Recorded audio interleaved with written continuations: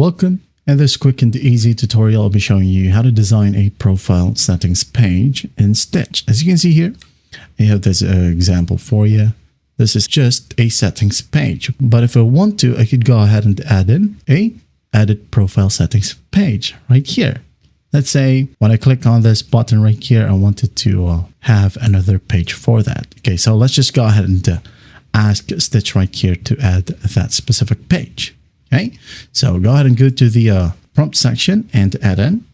Can you add a profile settings page next to app settings so that when someone clicks on the edit profile button from the app settings page, a new page should show, and that is the profile settings page. Okay, that's it. Hit on generate right here and just wait for its magic to show.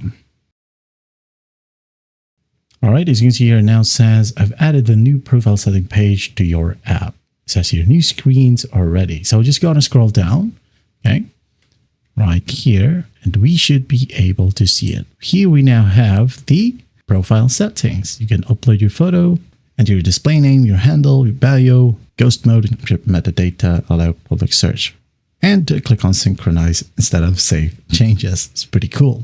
Okay, now if you want this one, you go ahead and use the select tool like so and move it at the top. Okay, right here. And here I have my FAQ page as well. I'm just going to move it. And this one right here is my final design. Okay, and that is it. Well, I hope this video helps and I'll see you in the next one.